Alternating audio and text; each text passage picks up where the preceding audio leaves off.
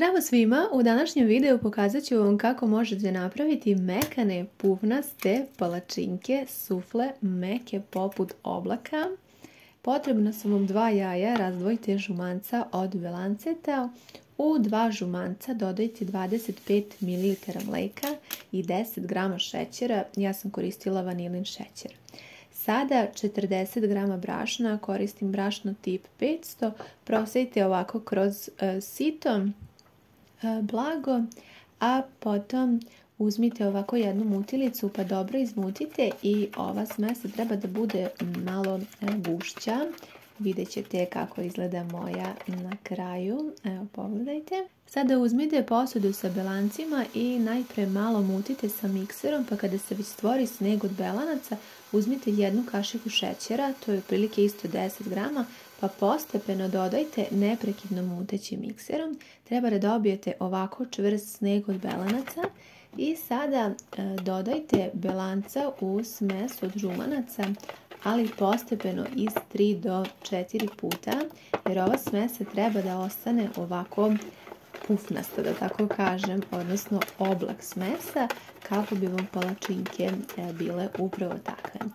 Ovo su inače japanske palačinke, ne znam da li ste ih ikada probali, ali znam da ih možete kupiti gotove i zaista izvrsno izgledaju. Mene su oduševile, ja sam pokušala da pronađem recept i da pokušam da ih napravim kod kuće. I nadam se da sam u tome uspjela, vidjet ćete na kraju. Napravite ovako oblak odnosno penu od te smesa. Sada uzmite jedan ubrus i dobro ga namočite sa uljem. Spremite 1 čašu sa vodom i 1 kašikicu. Sada, ono što je moja preporuka jeste da uzmete tiganj ili šerpu koja ima dno koje se ne lepi. To je jako važno kada pravite ovu vrstu palačinki. Na srednjoj temperaturi najpre zagrejte tiganj, a potom ga premažite sa uljem. Pa onda ovako, ja sam sada koristila ovaj kalup, ali možete naravno i kašikom. Prvi sloj sipajte i sipajte malo vode sa strane, pa pokrijte i tako pecite 2 minuta. Potom dodajem još 1 sloj palačinki. Ako želite da budu one tako pufnaste i malo veće, onda dodajte iz nekoliko puta i svaki put nakon 2 minuta otvaram, sipam odgore još malo smese za palačinke, malo vode i pokrivam, one se tako na pari peku kako bi ostale mekane.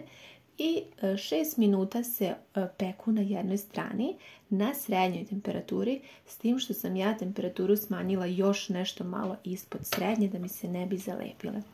Na kraju to izgleda ovako, znači prvi sloj se oko 6 minuta peče, a kada preokrenete onda nekih 5 minuta i one na kraju izgledaju ovako. Možete ih napraviti ovako da budu malo veće i pufnaste iz nekoliko delova, a možete naravno iz jednog dela i to preporučujem kada prvi put budete pravili kako biste prosto naučili tu tehniku, odnosno savladali. Nije ništa teško, ali je jako bitno da vam tiganj ili već šerpa u kojoj budete pekli da se slučajno ne lepi, znači da dno bude jako dobro.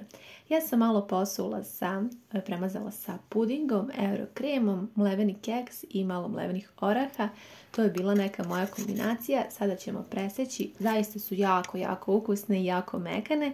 Ovo je sada slatka verzija. Možete naravno praviti u slanoj verziji. Budu također jako ukusne i zaista ja sam oduševljena, ali morate pratiti sve ove korake kako bi vam ovaj recept uspio. Hvala vam na gledanju i ljubim vas sve puno!